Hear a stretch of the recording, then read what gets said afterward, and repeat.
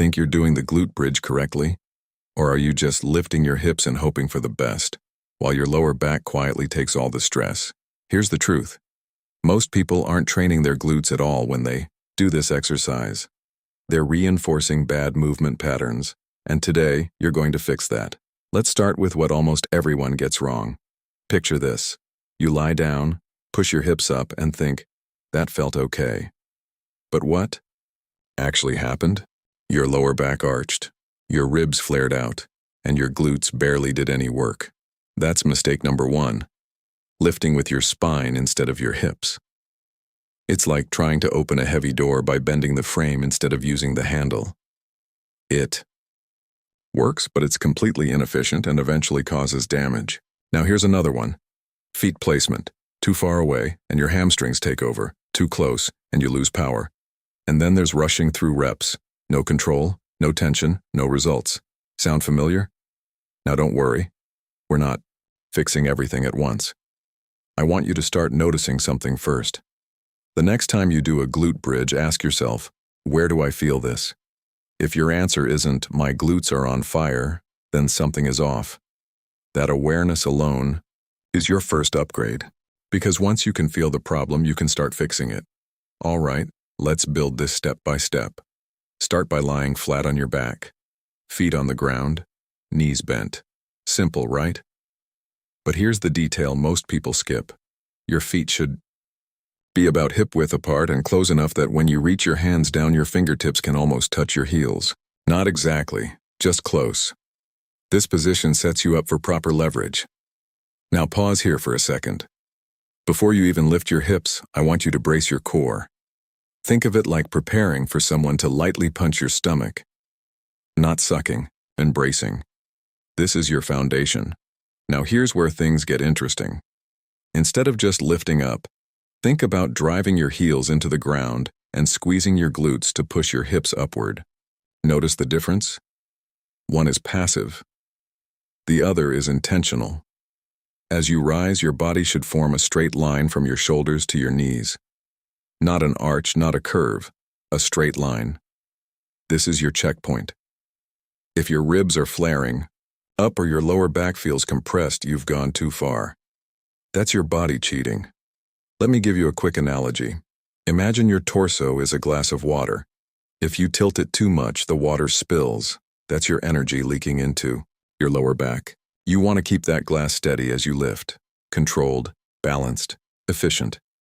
Now hold the top position for a second, just 1 second, and really squeeze your glutes like you're trying to hold a coin between them. This is where the magic happens. Most people rush past this part, but this is where your muscles actually learn to contract properly. Then lower yourself back down slowly, not dropping, lowering. Control on the way up, control on the way down. At this point, you might be thinking, okay, that feels different. Good. That's your first light bulb moment, because now you're not just moving, you're training. Let's level it up a bit.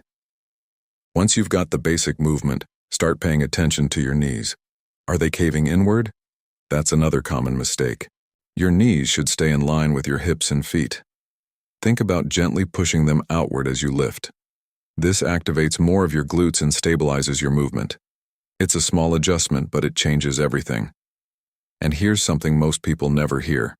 Your breathing matters. Before you lift, take a breath in. As you push your hips up, slowly breathe out while keeping your core tight. This helps you stay stable and prevents that lower back arch we talked about earlier. It's like locking your body into position. Now, let's talk about tempo. If you're flying through reps, you're missing the point.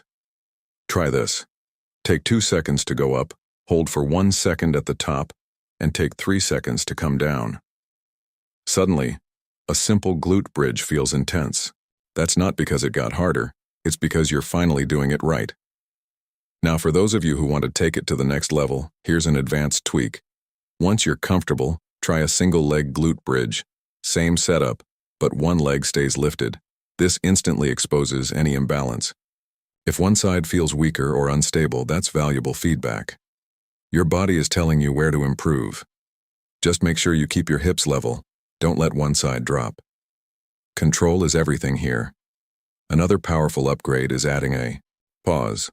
Instead of just holding for 1 second, hold for 3, even 5 seconds at the top. You'll feel your glutes working harder than ever before. That's because you're increasing time under tension, which is key for muscle growth and strength. Let's bring it all together. Proper glute bridge form isn't about lifting high, it's about lifting right. Feet placed correctly, core braced, heels driving into the ground, glutes doing the work, and your body moving as one solid unit. No rushing, no shortcuts. So here's your challenge. Right now, wherever you are, drop down and give me 10 perfect glute bridge reps. Slow, controlled, focused. Pay attention to every detail we just covered, and ask yourself, does this feel different? Because it should. It should feel stronger, more controlled, more connected. And remember, progress isn't about doing more. It's about doing better. Master this one movement, and you'll build a foundation that carries over into squats, deadlifts, running, everything. Keep practicing, stay patient, and your body will reward you.